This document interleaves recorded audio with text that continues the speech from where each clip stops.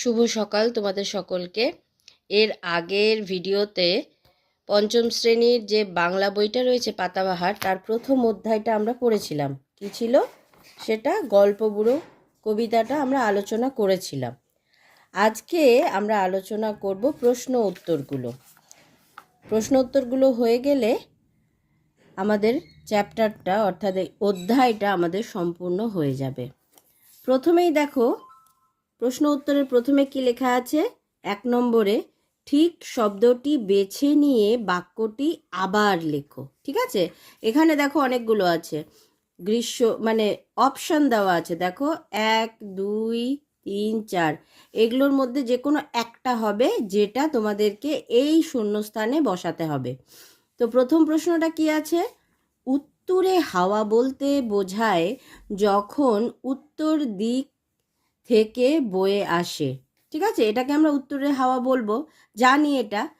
তো এমনভাবে কোন কালে অর্থাৎ ড্যাশ কালে হাওয়া বয়, তাহলে কোন কালে হবে? শীতকালে। শীতকালে কিন্তু উত্তরে হাওয়া বয়। তারপরে দ্বিতীয় কোয়েশ্চেন কি আছে? থুত্তুরে শব্দটির অর্থ আমরা বলেছিলাম খুব বুড়ো হয়ে গেলে থুত্তুরে বলে। তাহলে এখানে কি? অতি বৃদ্ধকে থুত্থুরে বলে। অতি বৃদ্ধরা কেমন হয়? খুব কি একদম সুঠাম হয়? ওরা শক্ত সামর্থ্য হয়? হয় না। তাহলে এখানে দেখে নেব কোনটা কাছাকাছি বা কোনটা হতে পারে অপশনগুলোর মধ্যে। চনমনে, জড়সড়, জ্ঞানী, নড়বড়ে। ঠিক আছে, তাহলে এখানে থুত্থুরে শব্দটির অর্থ হলো জড়সড়, অথবা নড়বড়েও হতে পারে, কিন্তু জড়সড়টাই হবে, কারণ বুড়ো হয়ে গেলে মানুষ একটু জড়সড় হয়ে যায়। রূপকথার গল্পে যেটি থাকে না, কি থাকে না? তাহলে আমরা প্রথমে দেখে নেব এখানে কি কি আছে। দত্তি দানো, পক্ষীরাজ, রাজপুত্তুর, উড়োজাহাজ। নিশ্চয়ই উড়োজাহাজ থাকবে না, তাই তো? কারণ আমরা কবিতাটায় দেখেছি, এখানে দেখো লেখা আছে রাজপুত্তুর, দত্তি দানো, যক্ষীরাজ, রাজপুত্তুর, পক্ষীরাজ, এতগুলো আছে, কিন্তু কি নেই? উড়োজাহাজটা নেই। আর উড়োজাহাজ অপেক্ষাকৃত আধুনিক কালের সৃষ্টি। আর রূপকথা তো সেই আদিম অনেক দিন আগেকার, যখন উড়োজাহাজ ছিল না, তৈরি হয়নি। ঠিক আছে, রূপকথার গল্প সংগ্রহ করেছেন এমন একজন লেখকের নাম বেছে নিয়ে লেখো। রূপকথার গল্প কে সংগ্রহ করেছেন? আশাপূর্ণা দেবী, না দক্ষিণারঞ্জন মিত্র মজুমদার, না সত্যজিৎ রায়, না শরৎচন্দ্র চট্টোপাধ্যায়? তাহলে রূপকথার গল্প আমরা কিন্তু এই দক্ষিণারঞ্জন মিত্র মজুমদারের বই থেকে পাই। যেমন ধরো কি বলতো, ঠাকুরমার ঝুলি, হ্যাঁ, তারপরে ঠাকুরদার ঝুলি, থলে, এই ধরনের অনেক কিছু আছে। অনেক এই ঠাকুমা ঠাকুরদা নিয়ে রূপকথা জাতীয় গল্পের ঝুড়ি আমরা কিন্তু দক্ষিণারঞ্জন মিত্র মজুমদারের বই থেকে পাই। এখানে সুনির্মল বসু সম্বন্ধে কিছু লেখা আছে, আমরা এর আগের ভিডিওতে সেটা জেনেছি, অর্থাৎ লেখক পরিচিতিটা এখানে দেওয়া হয়েছে। লেখালেখি ছাড়া সুনির্মল বসু আর কোনো কাজ ভালো করতেন? আর কোন কাজ ভালো পারতেন? লেখালেখি ছাড়া তিনি ছবি ভালো আঁকতেন। এই দেখো, ভালো ছবি আঁকতে পারতেন। ঠিক আছে, তার লেখা 2টি বইয়ের নাম লেখো। কি কি? এখানে তো লেখাই আছে, হাওয়ার দোলা, ছানা বড়া, বেড়ে মজা, হইচই, কথা শেষ, ছন্দের টুংটাং। ঠিক আছে, যে কোনো দুটো লিখলেই হবে। ছানা বড়াটা আমাদের মনে থাকবে, হইচই মনে থাকবে, কথা শেখাও মনে থাকতে পারে। ঠিক আছে, তাহলে আমরা মনে রাখবো ছানা বড়া আর বেড়ে মজা বা হইচই। এবার আমরা দেখো এখানে রয়েছে এলোমেলো বর্ণগুলিকে সাজিয়ে শব্দ তৈরি করো। কি কি আছে? থা, রু, ক, প। কি হবে বলো তো? রূপ কথা। ঠিক আছে, প্রথমে রয় দীর্ঘ প, তারপরে ক, থয়াকারে থা, রূপকথা। তাহলে এখানে কি আছে? আর নেক্সটে কি আছে পরেরটায়? র তয় তয় রস্যু জ রয়াকার পু, তাহলে কি হবে? রাজপুত্তুর, তাই তো? এখানে কি আছে? বর্গীয় জ, কয় মূর্ধন্য শয়, ক্ষয় দীর্ঘী, রয়াকার প। এটা কি হবে? পক্ষীরাজ। প কয় মূর্ধন্য শয়, ক্ষয় দীর্ঘী, রয়াকার বর্গীয় জ। তারপরেরটা কি আছে? ব প ম দন্তন্য দন্তন্য। তা আমরা পড়েছি এক জায়গায়, দেখবে লেখা আছে মন পবন। মন পবন কথাটা লেখা আছে না? মন পবনের, এই দেখো এখানে লেখা আছে, মন পবনের দাঁড়খানা, আজ গুবি সব কারখানা। তাহলে এখানে দেখো মন পবন, প আছে, ব আছে, দুটো দন্তন্য আছে আর ম আছে, তাই তো? তাহলে আমরা মন পবন কথাটা এখান থেকে পেলাম। পরেরটা কি আছে? এটা বোঝাই যাচ্ছে যে এটা হবে আজগুবি, আ বর্গীয় জ গয়রস্যু বয়রস্যি। তোমরা এই এই যে এলোমেলো সব বর্ণগুলো সাজিয়ে যে শব্দগুলো তৈরি করলে, এগুলো কিন্তু খাতায় প্র্যাকটিস করবে, তাহলে তোমাদের এই যে বানানগুলো কোথায় দীর্ঘকার আছে, কোথায় কয়মূর্ধন্য শয় ক্ষয় দীর্ঘী আছে, এগুলো কিন্তু মনে হয়ে যাবে, তখন আর তোমরা ভুলবে না। 4 নম্বর প্রশ্ন, অন্তমিল আছে এমন 5 জোড়া শব্দ কবিতা থেকে খুঁজে নিয়ে লেখো। অন্তমিল, অন্ত মানে কি? অন্ত মানে হলো শেষ, শেষে মিল আছে, একটি করে দেওয়া হলো। যেমন ধরো এখানে দেওয়া আছে বাঁধা ধাঁধা। এবার আমরা দেখে নেব আর কতগুলি এরকম অন্তমিলযুক্ত শব্দ রয়েছে। এসো কবিতাটা দেখি কোথায় কোথায় রয়েছে। তাহলে প্রথম পেজটা আগে বের করি, প্রথম পৃষ্ঠাটাতে কোথায় রয়েছে দেখি। অনেক আছে, যেমন উত্তুরে থুত্থুরে, পথ ধরে সত্তরে, ব্যথা কথা, তাই তো?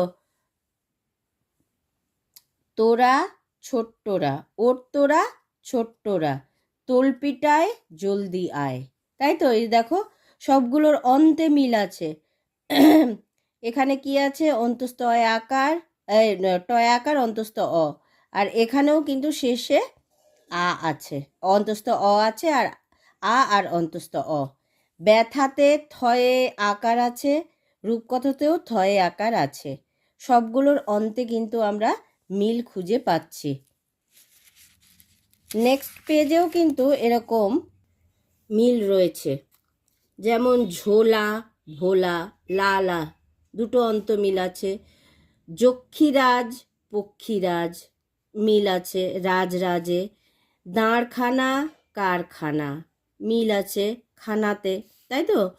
তলপিটায় জলদি আয়, এই দুটোতেও মিল আছে। এখানে যদি তলপিটায়কে আমরা ভাগ করি, বর্ণ বিশ্লেষণ করি, তাহলে শেষে আমরা পাবো আ, আর পাবো কি? যোগ অন্তস্থ অ, ঠিক আছে? এরকম, তাহলে আ অন্তস্থ অ পাচ্ছি, এবার জলদি আয়ও কিন্তু আমরা আ আর অন্তস্থ অ পাচ্ছি। সুতরাং তলপিটায় জলদি আয়, এই দুটোতেও কিন্তু অন্তে মিল দেখা যাচ্ছে। এবার বাঁধা ধাঁধা, এটা তো দেওয়াই ছিল। ঝলমলে টলটলে, মাঠখানা হাটখানা, তোলপিটায় জলদি আয়। নন্দিনী বন্দিনী, প্রত্যুষে শত্রুষে, মূর্খতা রূপকথা, ঠিক আছে? মূর্খতা আর রূপকথাতে তো খানিকটা মিল থাকলেও পুরোটা মিল আমরা পাচ্ছি না। আবার এখানে দেখো ভাঙবো বলবো, দুটোতে কিন্তু শেষে ব আছে। পরের প্রশ্ন, বাক্য বাড়াও।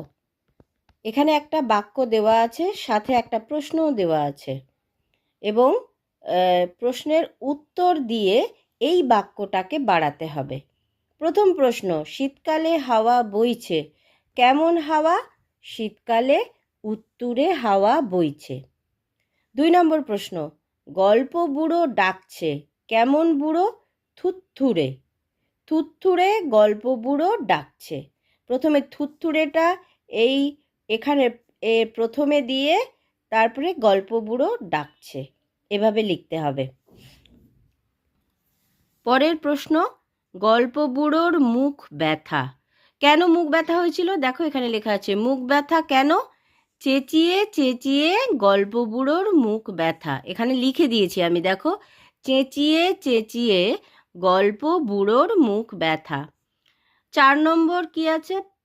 গল্প বুড়োর ঝোলা আছে। আমরা তো দেখেছি গল্প বুড়োর ঝোলা আছে। কোথায় আছে? কোথায় ঝোলা? কাঁধে, তাই তো?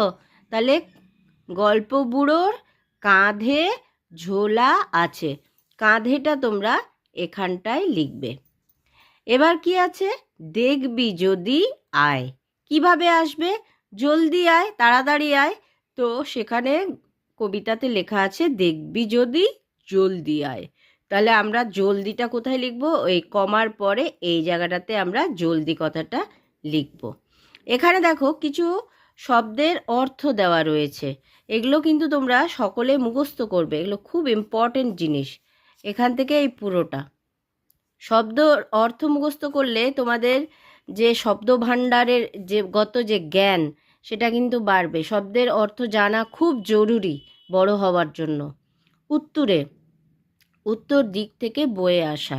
থুত্থুড়ে, নড়বড়ে। এখানে কিন্তু থুত্থুড়ে মানে নড়বড়ে দিয়েছে, আমরা কি লিখেছিলাম? জড়সড়। তাহলে এখানে আমরা নড়বড়েও লিখতে পারি, জড়সড়ও লিখতে পারি। সত্তরে, সত্তরে মানে জলদি, দ্রুত, তাড়াতাড়ি।